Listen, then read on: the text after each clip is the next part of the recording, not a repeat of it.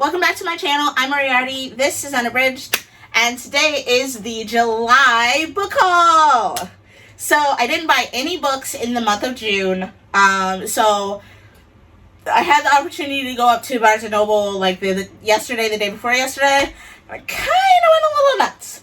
But in my defense, most of my money went to a Snorlax Kigurumi. I'll put a picture up here. And yeah, I couldn't leave it on the shelf, so I bought it, and then I bought some more books, and then I was like, woo, I spent quite a bit of money. But that's neither here nor there. Let's get into the books I got. Alright, so the first book I got, and also the book that I'm reading, is called Who's the Dead by T. Kingfisher. It is classified as horror, and the back cover is a gripping and atmospheric reimagining of Edgar Allan Poe's The Fall of the House of Usher from Hugo, Locus, and Nebula award-winning author T. Kingfisher.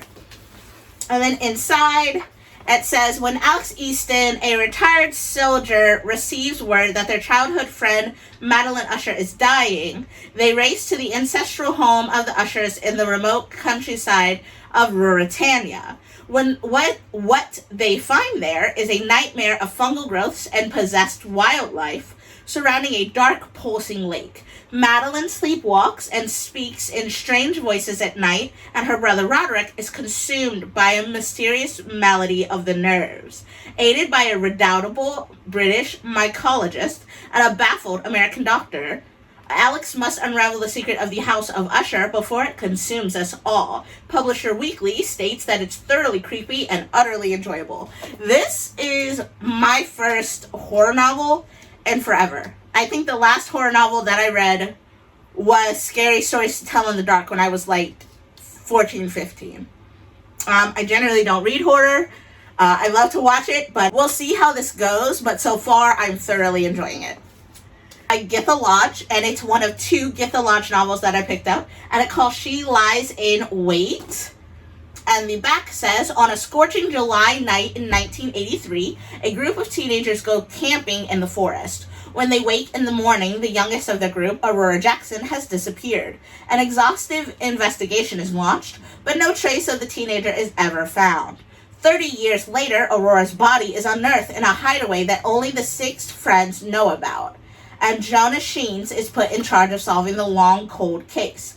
Back in 1983, as a young cop in their small town, he had known the teenagers, including Aurora personally, even before taking part in the search. Now he's determined to finally get to the truth of what happened that night.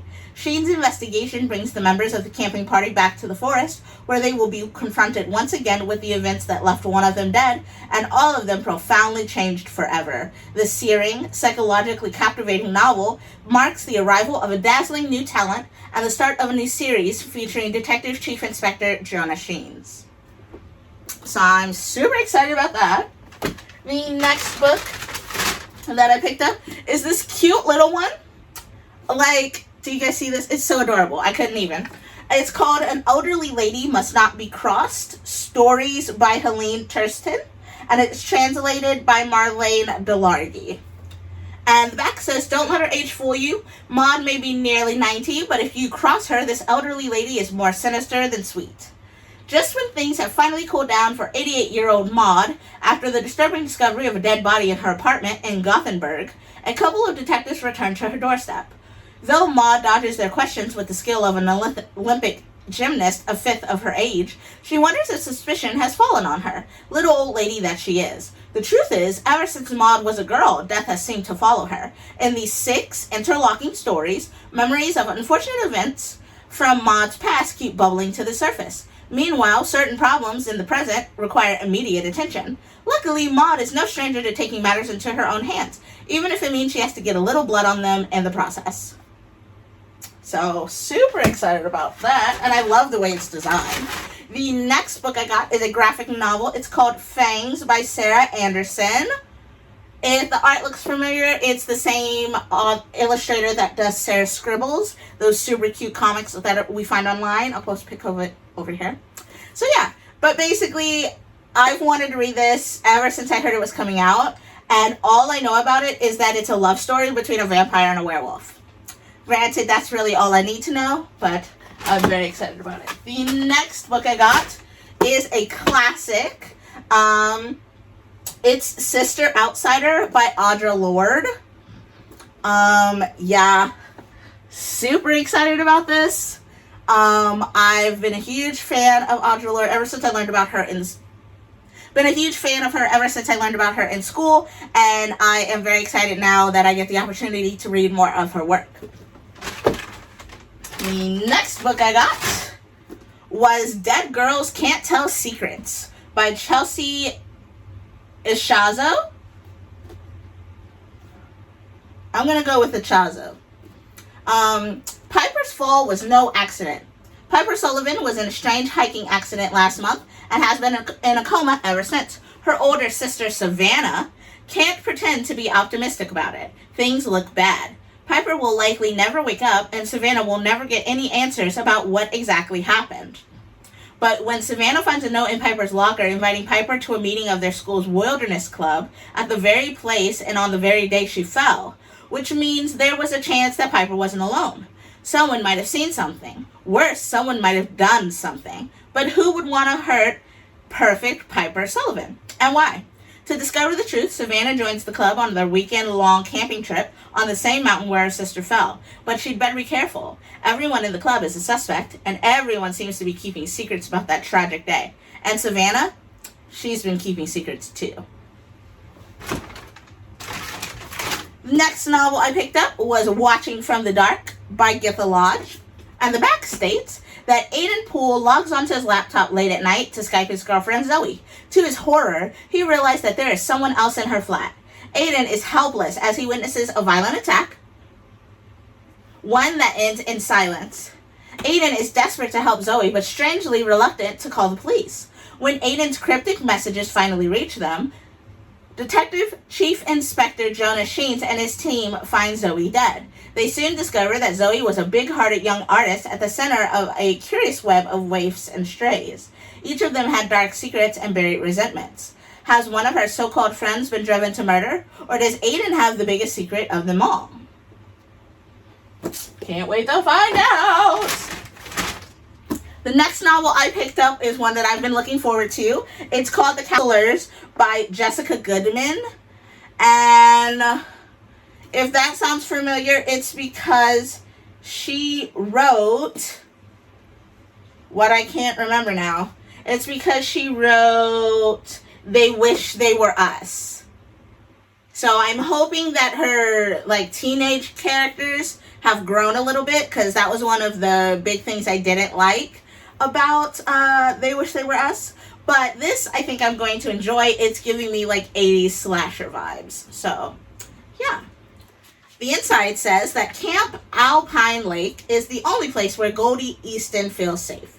She's always had a special connection to the place, even before she was old enough to attend. The camp is the lifeline of Roxwood, the small town where she lives. Alpine Lake provides jobs, money, prestige to the region, but few Roxwood locals get to reap the rewards of living so close to the glam summer camp with its 5-figure tuition and rich kids who have been sent there for 8 weeks by their powerful parents. Goldie's one of them. Even with her towny background, Goldie has never felt more at home than she does at camp, and now she's back as a counselor, desperate for summer to start and her best friends Ava and Imogen to arrive. Because Goldie has a terribly dark secret she's been keeping, and she is more in need of their comfort than ever. But Goldie's not the only person at camp who's been lying. When a teen turns up dead in the lake late one night, she knows that the death couldn't have been an accident. She also knows that Ava was at the lake that same night. What did Ava see, and what does she know? And why hasn't she said anything to Goldie about the death? Worse, what did Ava do? But asking questions offers no answers, only broken bonds of lifelong friendship with hidden danger and betrayals deeper than Goldie ever imagined. The next book I picked up, we're down to the last two. Okay, so the next book I picked up is called More Than You'll Ever Know by Katie Gutierrez. And I really don't know what it's about. I literally picked it up for the top part, which states, the dance becomes an affair, which becomes a marriage, which becomes a murder. An evocative drama about a woman caught leading a double life after one husband murders the other, and the true crime writer who becomes obsessed with telling her story. This masterful work of literary suspense marks the debut of an extraordinary new writer. So, super excited to find out what this is about. And then the last book I got is also a graphic novel. It's called The Black Ghost, Hard Revolution, done by Alex Segura, Monica Gallagher, George Cambidai, Ellie Wright, and Taylor Esposito. It is named one of the 8 new comic book series for the end of the summer by the New York Times. And the back says, meet Laura Dominguez, a troubled Crichton cops reporter, obsessed with the city's debonair vigilante, the Black Ghost. With the help of a mysterious cyber informant named Lone, Laura's inched closer to uncovering the ghost's identity. But as she reaches for the breakthrough story she desperately needs, Laura will have to navigate the corruption of her city, the uncertainties of virtues, and her own personal demons. Will she have the strength to be part of the solution, or will she become part of the problem? And this collects issues 1 through 5. So I'm super excited to read this. And this concludes my book haul for the month of July. I might buy some more books. This is my birthday month. I'll be 31 this year. So I might buy some more novels. If I do, you'll be the first to know. Thanks so much for listening to me ramble. As always, I'm Moriarty. This is Unabridged, and I'll see you next time. Peace out.